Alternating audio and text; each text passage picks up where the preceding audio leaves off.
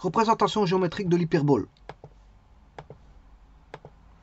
Comment représenter géométriquement l'hyperbole? Alors, avant toute chose, il y a une définition de l'hyperbole. Hein. Voilà, l'hyperbole possède des foyers.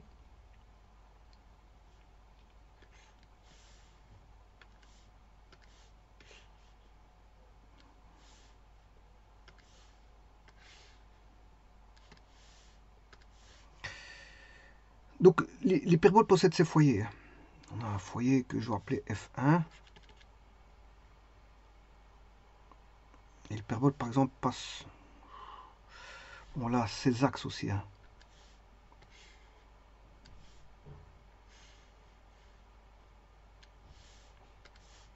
Alors, le foyer F2 est symétrique à F1.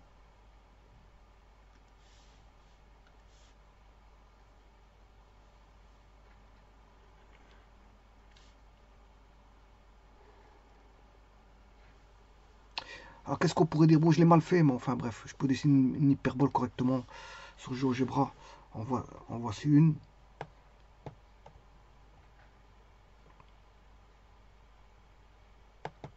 Voilà, une hyperbole, voilà. Et il possède ses foyers.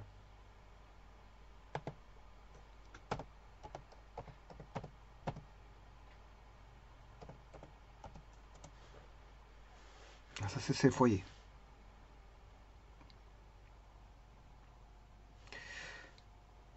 Alors,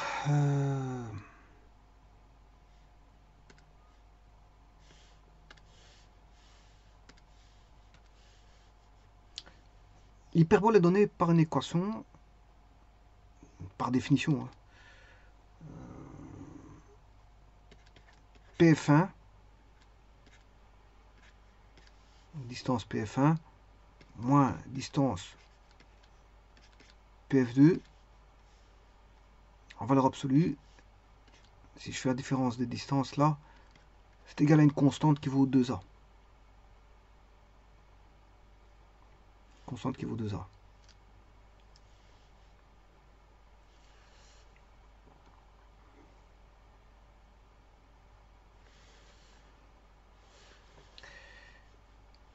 Alors, l'équation cartésienne, c'est x carré moins a carré, sur a carré est égal à y carré sur b carré égale 1.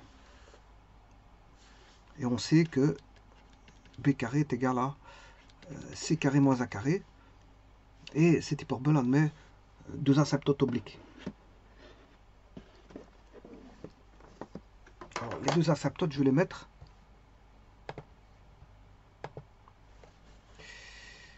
Alors, je vais redessiner une autre hyperbole.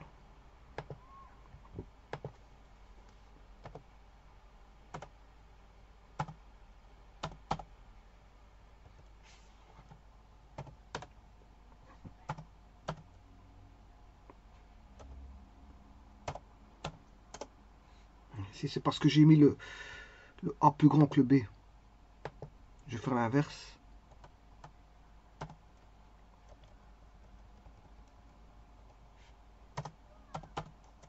Voilà.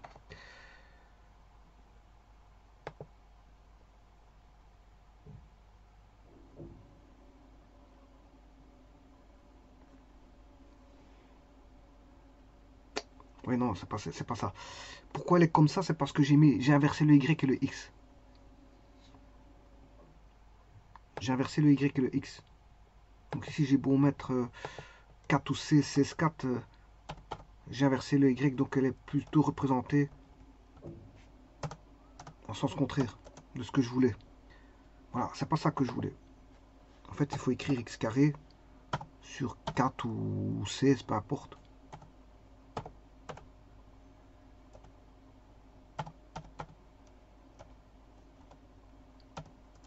Voilà, c'est plutôt comme ça. Mais ici, comme j'ai mis le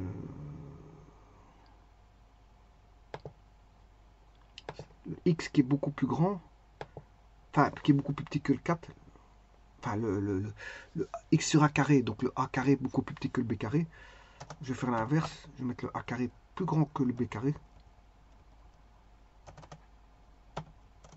Alors on a ceci. Maintenant je vais chercher les foyers de cette parabole.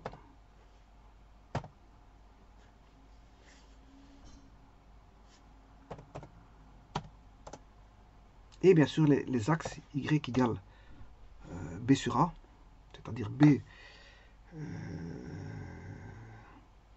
Alors c'est x carré sur a carré, moins y carré sur b carré égale 1, donc a vaut 4 et b vaut 2. Donc c'est 2 quarts de x, la première parabole, et l'autre vous aurez compris qu'il faut juste mettre un moins. Voilà.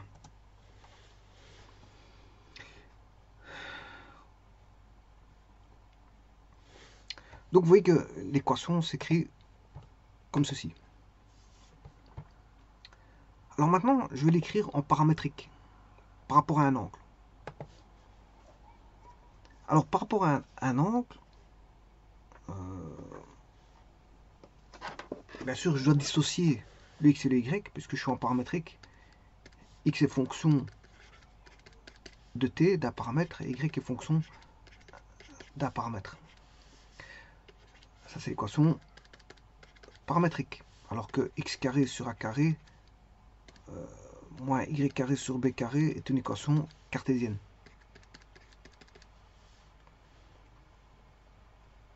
Alors le x il vaut a sécant t et y il vaut b tangent t. Et c'est sur base de ça que je vais créer la construction de l'hyperbole. Alors ça je pourrais prouver, hein.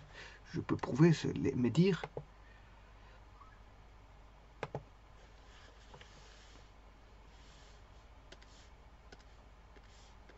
X carré en partant de la cartésienne sur b carré est égal à...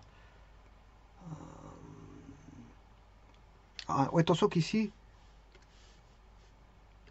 c'est avec le paramètre t qui appartient à l'intervalle 0,2 pi.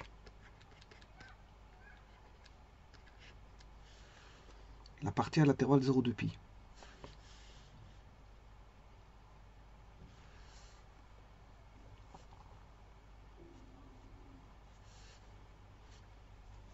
Donc, si je prends x sur a, il vaut sécant t.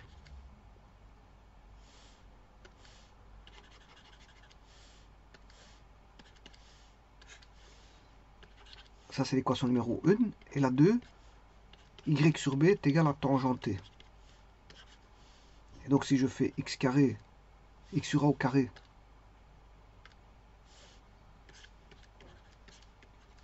moins y sur b au carré est égal à 1. J'aurai x carré sur a carré moins y carré sur b carré égale 1. C'est-à-dire, j'aurai sécant carré t moins tangente carré t égale 1. Alors, est-ce que c'est vrai?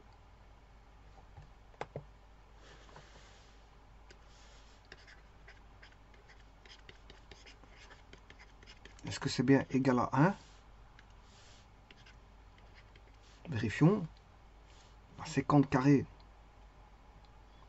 c'est 1 sur cos carré t, moins tangente carré t, c'est sin carré t sur cos carré t, sur cos carré t, cos carré t,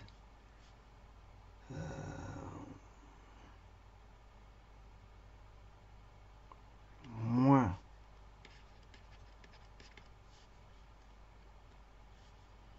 alors 1 moins, attention qu'ici je me suis trompé,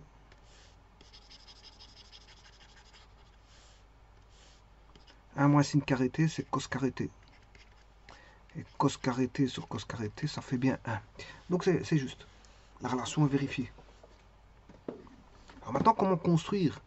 Le but, c'est comment construire la représentation géométrique de l'hyperbole. Avant toute chose, il faut savoir ce que c'est qu'une sécante.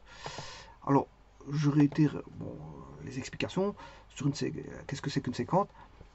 il faut savoir ce que c'est qu'une séquente et une tangente, puisque en fait, ici, l'équation paramétrique est dépendante d'une séquente et d'une tangente. Alors qu'est-ce que c'est que la séquente et qu'est-ce que c'est que la tangente? Une fois qu'on a ça, on peut construire facilement son hyperbole. Mais il faut comprendre ce que c'est qu'une séquente et ce qu'est une tangente. Alors, une séquente, je prends un cercle de centre O, d'origine OO et de rayon A, et soit tu as un point P sur le cercle, attention qu'il n'est pas n'importe où sur le cercle, il ne peut pas être aux extrémités. Parce que ce point P, si vous le mettez là, et que vous allez chercher une tangente, vous allez avoir ce qu'on appelle la cotangente. Donc le point P' là, il est à exclure parce que c'est la cotangente. Vous pouvez prendre le point P où vous voulez, voilà, sur le cercle, mais pas en P', ni en P seconde. Parce que si vous prenez une tangente en P seconde, vous allez avoir ce qu'on appelle la tangente. Ici, vous allez avoir là, la droite là, va mesurer la tangente par rapport à l'angle T, bien sûr, en se mettant une mesure.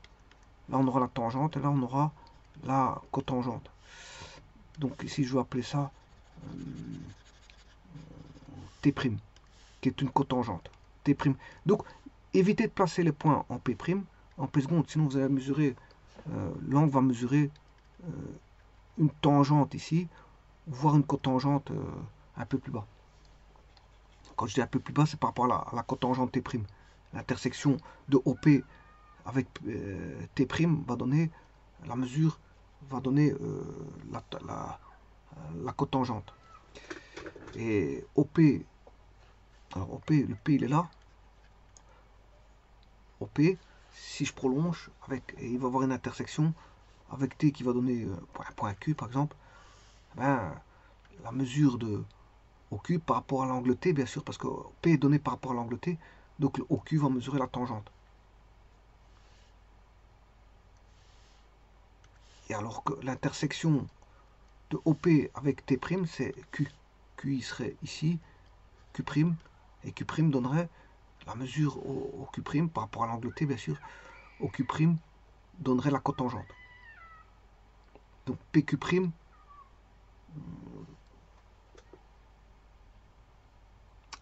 P seconde Q donnerait la tangente. P seconde Q donnerait la valeur de la tangente. Et P', Q' donnerait la valeur de la cotangente. On va dire ça comme ça. Donc, si je prends un point P qui est différent, P différent de P' et différent de P seconde, sinon on aurait la tangente et cotangente. Donc c'est une tangente. Je prends une tangente au point P. Mais le P doit être différent de P', P seconde, sinon la tangente va donner cotangente et tangente. Donc P est mesurable par Px et par Y, une coordonnée x1, x2, x1, y1, soit que je vais appeler P, Px et Py. Alors Px, c'est A cosinus t. Alors c'est un cercle de rayon A, je viens de vous le dire. C'est un cercle de rayon A. Voilà, c'est un cercle de rayon. C'est pour ça que je dis A cosinus t et A sinus t. Et P est un point sur le cercle. Une fois que j'ai fait ça, j'ai pris un point P et qu'on sait mesurer son abscisse et son ordonnée. Donc je peux avoir un point représentatif donné par son abscisse et son ordonnée. Voilà. Je crée une tangente et avec cette tangente, ben, je trace la tangente au point P, bien sûr, dépendant de l'angle T, parce que ça dépend de l'angle T. Eh bien, le point M va mesurer à cos T. C'est normal, je viens de le dire parce que c'est P de X. P de X. Alors, je prouve ici que X vaut A sécant T. Alors, le X, bien sûr, c'est au Q. C'est l'abscisse de Q. C'est X. Donc, Q est égal à Q, c'est A sécant T, 0, parce que point Q, Y vaut 0. Mais son abscisse, ça vaut X. Et X vaut, je vais démontrer que X vaut A sécant T. Donc, j'ai un triangle rectangle, OPQ. Voilà un rectangle en P. Et je prouve que X égale A sécant T. Comment? Ben, comme j'ai un triangle rectangle, je fais OP sur OQ qui est la cosinus T. OP sur OQ égale cosinus t, donc OP égale OQ cosinus t. OP est égal à X cosinus t, donc X, OP c'est A, c'est le rayon du cercle, c'est A est égal à X cosinus t, donc que vaut X est égal à A cosinus t, donc c'est la séquente A séquente t. Donc vous voyez que si vous prenez une tangente, on a un point différent bien sûr des points que je vous ai dit, c'est-à-dire il ne faut pas prendre ce point-là, ni ce point-là, les points extrêmes, il ne faut pas les prendre. Eh bien, si vous prenez ces deux points, vous avez ce qu'on appelle la séquente. Donc le X va mesurer, OX mesure la séquente. Rien qu'avec une tangente prise sur le cercle, indépendamment des deux points que je vous ai dit. Alors ça c'est pour le premier cadran. Donc ça c'est la mesure d'une séquente. Alors voyons voir ce que ça donne.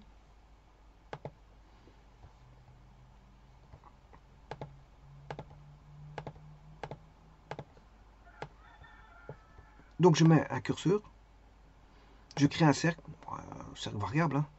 Alors ici j'ai pris un cercle de rayon 3. Je prends un point P quelconque sur le cercle. Voilà.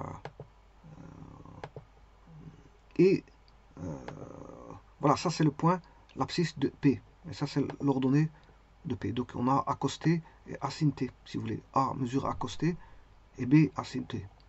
On a l'origine, on a le segment OP, voilà, l'angle AOP qui est là, voilà, qui est bien sûr dépendant de la position du point P.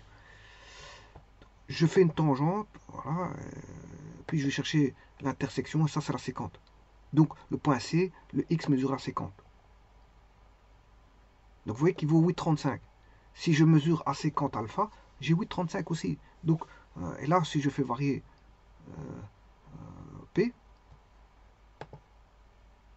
alors bien sûr, vous avez 4 cadrans. Vous avez 4 cadrans. Le cosinus étant positif au cadran numéro 1 et 4, donc la séquente sera positive au point 1 et 4. Au cadran 1 et 4. Pour le cadran 2 et 3, ben, le cosinus étant négatif, donc la séquente étant négative. Donc quand je dis séquente négative, comment je le vois?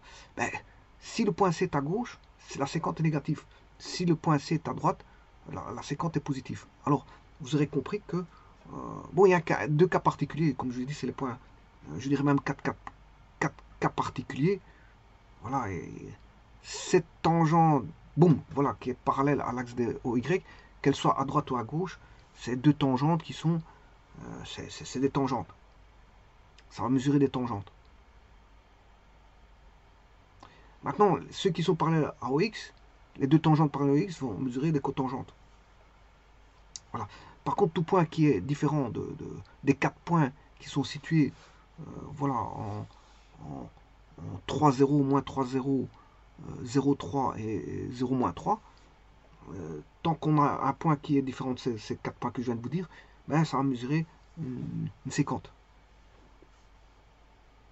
Vous voyez, le C où il est. Alors on pourrait faire la même chose avec la coséquente, ce serait sur l'axe des Y. Hein. Ce serait sur l'axe des Y. À la place d'être sur l'axe des X, c'est sur l'axe des Y. Alors, vous voyez très bien que le C, qu'est-ce qu'il fait? Ben, il ne rentre jamais dans le cercle. Donc ce qui veut dire que je peux construire une parabole avec ça, une hyperbole avec ça. Vous voyez, le C, voilà. Le X est très bien donné pour construire une parabole. Alors c'est pas suffisant. C'est pas suffisant, pourquoi? Parce que je n'ai que le X. Je n'ai que le X pour fabriquer, enfin pas construire. Je n'ai que le X. Donc la séquente c'est fait, je l'ai. La séquente je l'ai. Donc comme je vous ai dit, pour construire une parabole, ben, il me faut une séquente A séquente. Voilà, il faut X carré sur A carré qui est... il me faut X est égal à A séquente T et Y égale B tangent T. Donc A séquente T, je l'ai. Maintenant, ce qu'il me faut, c'est une mesure en Y, qui est B tangent T. Et avec ces deux-là, je peux construire une hyperbole. Bon, alors, qu'est-ce que c'est qu'une tangente? Une tangente, c'est... ça, c'est quand la séquente. Là, c'est la tangente. Voilà. Représentation géométrique de la tangente d'un angle. Voilà. Là, j'ai pris un rayon B. Un rayon B.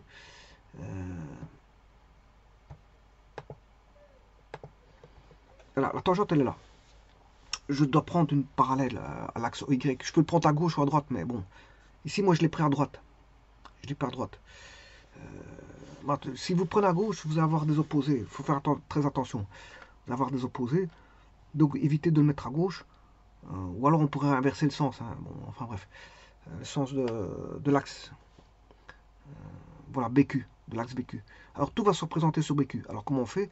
Mais, je fais une parallèle à l'axe OY qui passe par voilà, l'extrémité du cercle qui est le point B. Alors là, le point B, c'est B0. Voilà. Et tout point P, bien sûr, c'est comme tout à l'heure. Simplement, le rayon a changé. Tantôt, j'avais A cosinus T, B A sinus T. Mais ici, comme le rayon vaut B, c'est A cos T, A sin T. Alors là, en faisant ça, qu'est-ce que c'est que le point Q? C'est l'intersection de OP avec la tangente T qui est parallèle à l'axe OY et qui passe par le point B0. Alors que vaut le point Q? Ben, le point Q il vaudra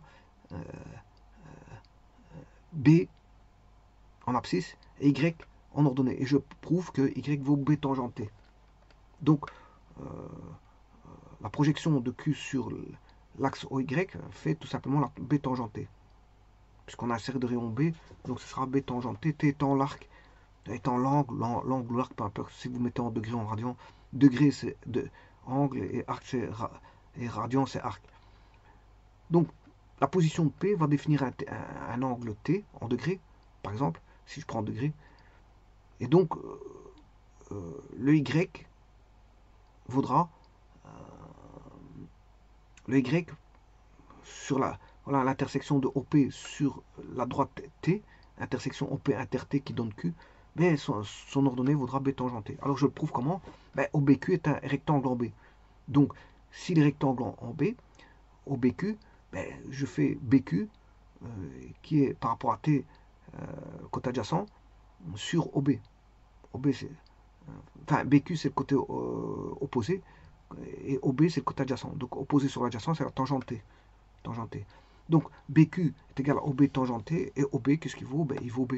Donc Y égale B tangente T, donc le Y il vaut B tangente T. Donc voilà, j'ai défini ici la séquente et la tangente. Donc je peux construire maintenant, de ce fait-là, je peux construire l'hyperbole. Alors comment on construit l'hyperbole? Bon, d'une façon...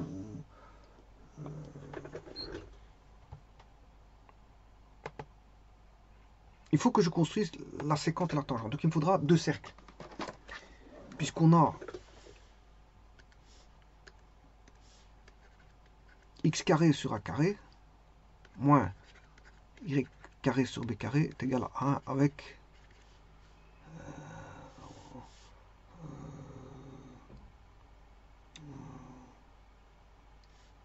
enfin ici il y a des conditions sur ABC sur AB.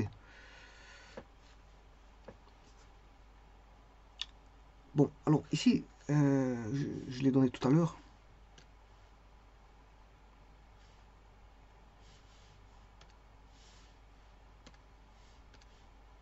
Voilà, b carré est égal à c carré moins a carré. Alors, pour les équations paramétriques, x est égal à a sécant t, y égale b tangente t. Si vous maintenant vous voyez comment on fait la séquente et la tangente, ben on sait construire l'hyperbole. Bien sûr, avec ici une condition t qui appartient à 0, 2 pi. Bon, ouvert ou fermé, de toute façon je l'ai déjà pris en 0, donc c'est pas un problème. Comme je l'ai déjà pris en 0, je peux mettre ouvert pour 2 pi. Alors pour ça, il faut construire deux cercles.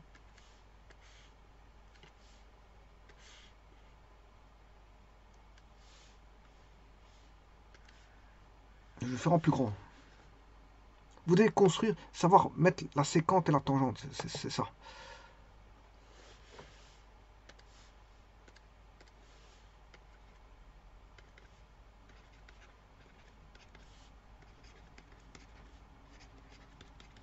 D'après ce que je viens de voir, il faudra 2 cercles.